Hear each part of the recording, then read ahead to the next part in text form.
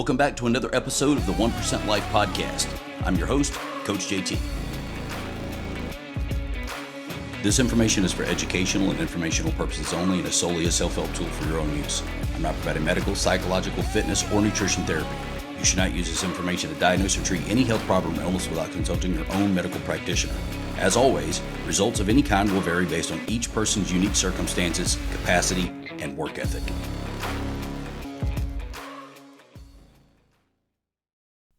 Why is it the second people feel stressed or tired or bored or even just celebrating with friends or somebody from out of town, the very first thing they turn to is food?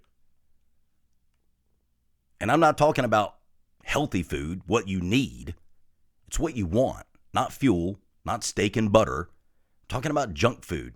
Sometimes crap you wouldn't even feed your dog, to be honest with you. Right? I wouldn't give my dog sugar. I wouldn't give him key lime pie or alcohol or boxed cereal or chocolate ice cream, right? Or Chick-fil-A. None of it. I'm talking about stuff that people eat and drink for the taste. Just because they like it, without any regard for what it is or what's in it. Dopamine, pleasure, comfort.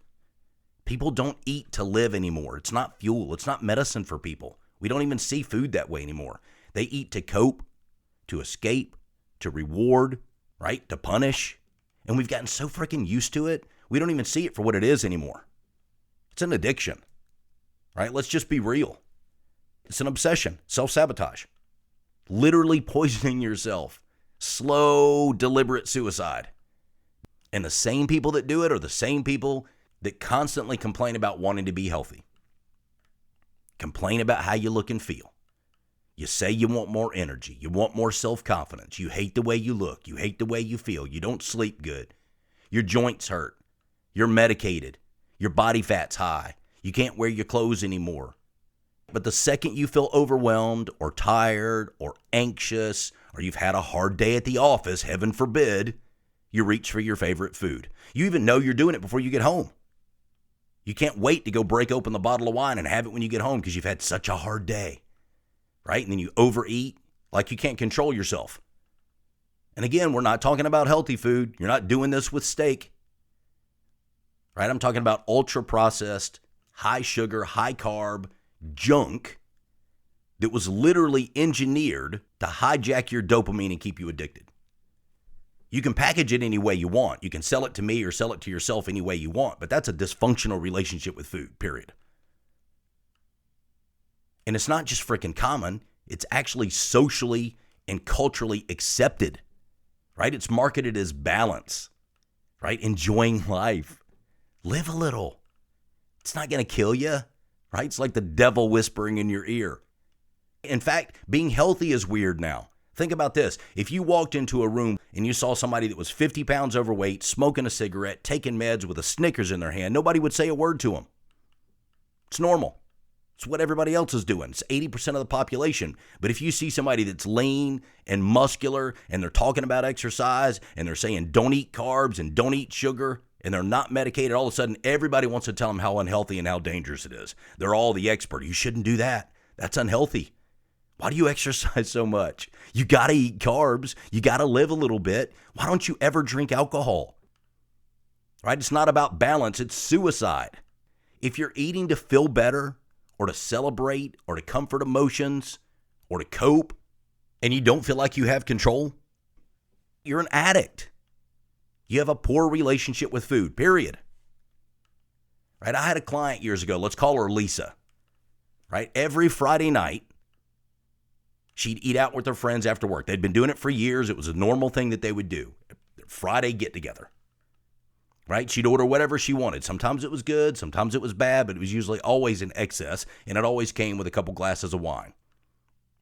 Her reward for the week, right? Her chance to relax, to unwind, to comfort herself. And she'd end up overeating and staying out for hours, and then she'd wake up Saturday morning feeling like a loser. And then she's got an option. She can either stop and start eating healthy and do what she's supposed to do, or she could double down because she felt so bad and eat some more comfort food. And that's what she did. Pancakes. She'd go out for brunch, eat more chocolate, wine, whatever, right? Binge eating. And the justification becomes, I already blew it, so I'll start back Monday. How many times have you said that? And so she'd continue all day Saturday, all day Sunday, and then Sunday night she'd be on the couch freaking crying, bloated, hating herself, making promises, I'm never doing that again. Same thing people say after they binge drink and get wasted and wake up with a hangover. Monday morning rolls around, what do you think she'd do? Step on the freaking scale like an idiot, knowing what it was going to say, but she'd do it anyway and she'd act shocked. Right? And she'd text me, Coach, I'm up 6 pounds. Well, freaking of course you are. You just ate like crap Friday, Saturday, and Sunday and drank alcohol. Right? You don't even know how much you've had. So then what would she do? She'd fast. Under the guise of I'm fasting to start back and cleanse my system. Right? She binged and now she's purging. Let's call it what it is. She wouldn't eat breakfast. She'd drink coffee all day. And then maybe, if she couldn't handle it, she'd have a salad when she got home. And then by Wednesday, she's not just looking forward to Friday to binge again. She's justifying it because she was so restrictive all week. And then the cycle continues. Does this sound healthy, mentally or physically? Of course not. And look, it's not because she didn't know what to do. She did. She had it. And it's not even because she didn't want to stop doing it or to feel better. She did. She knew it was horrible. Right? It's because she developed such a horrible relationship with food. It was her celebration. It was her punishment. It was her comfort. It was her reward. It was associated with pleasure and pain and happiness and depression. Think about that. Your relationship with food will always directly reflect your relationship with yourself, your self-esteem, your self-confidence, your self-discipline, always. Right? If you can't control what you put in your body, what you shove down your face, you can't control anything.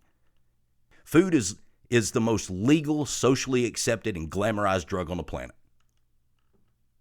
Right? Over 80% of women and 50% of men have a disordered eating behavior. Right? Things like binging and chronic dieting, food guilt, emotional eating, reward behavior, addiction. It's the reason that 99% of people that diet regain the weight back they lost, right? Because they never fixed their relationship with food or themselves, the root cause. They just diet restrictive for X amount of time, lose some weight, and then go back to doing what they were doing before, which they look forward to the entire time. It's like, I can't wait to get out of boot camp to go back to doing what I was doing before. People with unhealthy food relationships are 2.5 times more likely to suffer from anxiety and depression and mental disorders, 35% more likely to be obese. And we're not talking about because they have a crappy metabolism. It's not from genetics. It's because of their own eating habits rooted in emotion, right? It's not for pleasure, guys. Food is not a pleasure item. It's not a reward. It's medicine. It's fuel. Until you see it that way, the cycle will continue. We don't just eat food and then crap it out. You absorb it, all of it. You literally become it. We are what we eat, right? It's not a metaphor. Your body is literally rebuilding itself every single day using what you shove down your throat, good or bad. If you hired a contractor to build your house, you bring him in, he's got all the tools, you set him up, and you give him cheap, crappy, used, broken frickin' materials, what do you think the outcome's going to be? The building is only going to be as good as the materials he used to build it. Right? He can only do so much. Think about this. You regenerate 2 million red blood cells every second. Ones that carry oxygen and nutrients, basically life. They're made of iron and B12 and folate and protein and copper. Your skin replaces itself every freaking 27 days. You literally wear your nutrition. I can look at people and tell you how they eat. People with dull skin, puffy, inflamed, premature wrinkles from cell glycation, they just look sick. It's not your mom's fault, right? It's not genetics. It's nutrition. Your gut lining rebuilds itself every 2 to 5 days. If you destroy it with sugar and carbs and seed oils and chemicals and excessive fiber, there goes your immune system. You get sick all the freaking time. Brain cells regenerate every few months. Think about this. Over 70% of your immune system lives in your gut. And it only takes about 3 or 4 days of eating like crap to wreck it. And then the problem is it takes 1 to 2 weeks to fix it. So if you're binging and eating like garbage even once a week, You live in this perpetual state of a jacked up gut, lower immune system, going to get sick all the time, bloating, you feel like crap, diarrhea, constipation, people with brain fog and weak joints and terrible skin, freaking short fuse at work, excessive fat, hair loss. Everybody loves to blame it on aging, genetics. It's more about habits that were created, what they eat, how they take care of themselves. If you eat sugar and carbs and tons of veggies and processed garbage and alcohol, things that serve no biological purpose for your body, then your body has to deal with that poison. And 9 times out of 10, you're missing all the essential things you need in addition to it. Right? So not only are you eating crap that's killing you, you're deficient in the things you need to rebuild. You're slowly killing yourself. You're not just getting fatter, but you're getting sicker and weaker and slower. Again, freaking suicide. The thing is, most people never even consider that they have an issue. If you straight up ask them, they would tell you they don't, because it's so freaking common. It's most people, 8 and 10. Everybody around you is doing the same exact thing. Why would you think you have an issue if everybody's doing the same thing too? How many people eat decent during the week, and we'll use decent as a very loose term, by the way, and then eat like trash all weekend? True garbage food, excessive, alcohol, out to eat, junk food, sweets, garbage while you watch TV. Or you don't eat all day during the week, and then you crush frickin' 2,000 calories when you get home at night, and you justify it because it's only one meal. I didn't eat all day. It's okay. No, it's not. And it doesn't have to all be on one plate either. It could be spread out for 4 hours. Right? You can have a meal, and you can have a protein bar, and then you can have some peanut butter with it, and you can finish the bag of granola, and then you can have a little 100-calorie bag of popcorn, and then 30 minutes later you eat some ice cream, whatever. And then what you do is you convince yourself that it was all healthy except the ice cream. How many calories did you have? How much of it did you need? How much protein was it? How much fat was it? How much sugar was it? How many carbs was it? What did you need versus what you didn't need? 75% of binge episodes happen at night, after 5.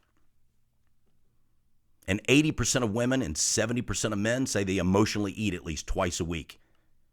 40% of those people do things to compensate. Exercise excessively, starve themselves, fast to start the week. And then 40% of those people say they admit hiding their eating habits from other people. Food shame. You walk into the office, somebody hurries and puts something in their drawer because they're embarrassed that they're eating a big bag of M&Ms midday. It happens more than you think. Answer to yourself yes or no as I go through these things. Evaluate where you're really at and be honest with yourself. First thing is, do you feel like you've earned junk food? Right? You eat clean all week, or say you eat clean all week, and so you get your reward on Saturday to relax or to be normal. It's not a reward. The reward is taking care of yourself, not poisoning yourself on the weekend. I talk about this all the time. Do you hide how much you eat or what you eat? Hiding stuff in a drawer? You stop and eat fast food before you get home and you hide the bag? Do you feel shameful for doing it? I know people that do that. On the way home, they stop and get their favorite thing and they eat it before they get home, and then they hide the trash. Do you panic when the scale goes up, even though you know why? You eat like crap all weekend, and then you weigh yourself just to punish yourself, and then the cycle starts again? Are you always starting over? I'll start back Monday. I'll start back Monday. I'll start back Monday. Every time you eat anything bad, it's I'll start back Monday. Which is just really another excuse to continue to eat garbage all weekend. Do you eat when you're bored? When you're anxious? When you're sad? When something bad happens? When you're emotional? If you've had a hard day at work? Instead of processing it or working through the emotions or exercising or doing something for yourself positive, you eat a big bag of chips, or you stop for Wendy's, or you eat pizza. But it's okay because you've had a hard day. I'm just doing it because things are hard right now. Do you justify junk food as a reward? Right? I hit my steps, so I earned it. No, you earned the results. You traded them for poison. That's what you did. Right? It's the reason I see people at the gym 6 days a week that always look the same. They come in their workout and then they go eat like crap. Do you obsess about your next cheat meal? I know people that spend more time planning their Saturday or Sunday treat than the whole week of eating clean. They don't prep their food. They ballpark what they eat during the week, but all week they're planning what they're going to have on the weekend. That's the addiction. Do you feel like you can't stop? Like when you're eating, you can't control yourself? You start with a bite and then 20 minutes later, the whole freaking thing's gone? And then have you convinced yourself that it's not that bad? I'm pretty healthy compared to those people around me. If you're 250 pounds and everybody else is 300, you're not that bad. Yes, you are. Food is just as bad or worse than hard drugs that you would never touch, ones that you would be offended if somebody asked you to take, but then you eat the garbage that's equivalent, right? Same dopamine spikes, 150% with sugary food, same as cocaine. All the processed foods you eat, same withdrawal symptoms as nicotine and opiates. The average American consumes 150 to 300 pounds of sugar per year. It's over 3 to 5 pounds a week. Right? 100 years ago, the average American ate 2 pounds a year. 74% of Americans admit to regularly overeating Friday and Saturday nights. 74%. Close to that number say they treat themselves with junk food because it's the weekend, and 70% eat junk food at night out of boredom or stress, not hunger. So then here's the question. How do you rewire your brain to start changing your relationship with food if we know that's the root cause? The most effective thing I've ever seen is to do 120 days clean and rewire your brain. Right? Nothing even comes close. It's what I use with everybody. Neurologically, it takes about 70 to 120 days to form new pathways and habits.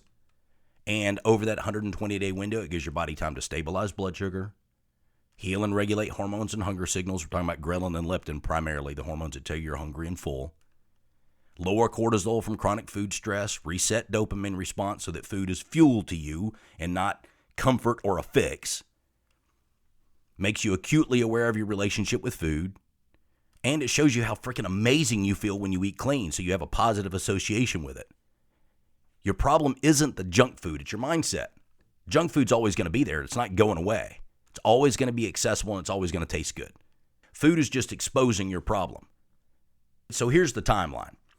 The first 7 to 14 days, you'll have some psychological withdrawals, little bit of mental cravings, mood swings, some emotional triggers. You'll feel great physically, but mentally it's hard. You start to feel great physically in 72 hours. Then over 14 to 60 days, your blood sugar balances, hunger cues stabilize, your ghrelin and your leptin start to regulate, energy goes up, your brain fog goes away, your gut heals, hormones start to regulate. And then once you get beyond that, we're talking 60 to 90 days, all the emotional eating is pretty much faded away. Your cravings are gone. Self-trust grows. New habits form. Your confidence is high. You freaking feel amazing. This is the reason that people don't go back. And then after 90 to 120 days, food is fuel to you, right? It's not therapy. It's not comfort. Freedom becomes normal. You feel amazing. Confident, you're lean, you're light, your gut feels amazing. Now you can see the big picture. Your relationship with food will be totally different. But here's the hardest part. It's just like quitting any other drug. You can't do it periodically while you're quitting and think that you're going to actually stop. You're just doing less. You have to go all in. If you're trying to quit a hard drug, you can't keep it in the nightstand and do it periodically, right? You have to get rid of it. So here's your checklist that I would give you guys. Number 1, audit your emotional triggers. Write down when and why you eat crap. What starts it? When do you first start thinking about it? What's the trigger? And then try to replace that. Walk, exercise, prayer, music, journaling, deep breathing, whatever. I don't care if you get up and do jumping jacks. Here's an example. If you're stressed out at work and you come out of a meeting that's really, really hardcore and there's donuts on the counter, take a 5-minute walk. Don't grab the donut. The second thing is change your environment, right? Clear the pantry, get rid of it. Just because you bought it doesn't mean you need to eat it. The money's gone. You've already spent the money. You don't need to also poison yourself. Just freaking throw it away. You don't need an emergency junk food drawer, right? Get rid of it. If you were a drug addict, you couldn't have cocaine in the nightstand and quit. Just get rid of it. You don't need it. Gone. And then meal prep, 3 to 7 days at a time. I do a whole week at once. I'm not thinking about it. I don't have to figure out what to eat. I don't have to make decisions. It's just there. Just make your food and eat what you fixed. Drink your water. Keep it in hand. Keep it close to you. Get a big water bottle and keep it close by. Next is the hard one, right? Stop going out with your freaking friends. Stop going. If they're going to bars and restaurants and drinking and eating garbage food and celebrating Friday night, stop going. Don't think that you're going to go and eat healthy. That's like being an alcoholic and thinking you're going to go to the bar and just eat a sandwich. Just don't go. Don't eat out. Make your own food. Third thing is rewire your language. Instead of, I can't have that, how about I don't want that? I don't want the garbage. I don't want to poison myself. I love myself too much. I love how I feel too much. Instead of, I'll start Monday, I'll start now. Monday's a freaking day. It's the reason I don't like New Year's resolutions. If you come up with something you need to start December 15th, start it December 15th. Why wait till January 1 because of a date? Who cares? And the last thing I tell you to do, instead of, I deserve that. No, you don't. You don't deserve to poison yourself. You're better than that. I'm not poisoning myself. I'm not doing it. Think about it differently. Number 4, track your wins, not just your weight. Guys, don't weigh yourself every freaking day. What's the point? I see people come into the gym and get on the scale first thing in the morning, every morning. I'm like, what do you expect it to say? It's always the same, or it's slowly going up. You're not doing anything to change it. It's not giving you very much data. You're a pound up, you're a pound down, you're 2 pounds up, you're 2 pounds down. Who cares? Think about your mood, your energy, your sleep, your focus, your gut health, the size of your waist, how your clothes fit, your self-confidence, your mindset, your chronic pains going away, your brain fog, all that. Right? There's a lot of other things to pay attention to besides weight. If you're doing what you're supposed to do, the scale will drop. Looking at it occasionally is fine, but using that as the metric is not a good idea. Next would be to replace your binge reward loop with things like journaling or walking or prayer. Freaking call your coach. Do a cold shower. Do something to interrupt that binge reward loop. And then get a coach. Use the accountability. Stop hiding. Isolation feeds your addiction. Just because you're in the office by yourself hiding your M&Ms doesn't make them okay. They're still bad. They're still poisonous. And you think you're hiding from it. You're not. Accountability kills it. And then commit to the 120 days clean. That's how you're going to do it. Post it. Track it. Don't break it. If you fall off, you start over day 1. That's the game. Period. I don't care if you're 119 days in and you eat junk food. Well, now you're at day 1 again. You didn't do 120 days. It's the drug in the drawer analogy. You can't have some of it or do it periodically and think that it's okay. You either do it or you don't. Pick a day that you're going to start. Make sure you understand how to eat, how often, what foods, the percentage of macros. Make sure you know what you're doing. Re-listen to this and make your list. Pray. Make a promise to yourself that you're really going to do it and go all in. Not just for 120 days, but it's the 120 days for the rest of your life. And lastly, if you really want to increase your rate of success 50-fold, then book an appointment with me. I'll show you why so many people I work with crush it. I'm out. For more content, be sure to like, subscribe, and follow me on Facebook, YouTube, and Instagram. See you.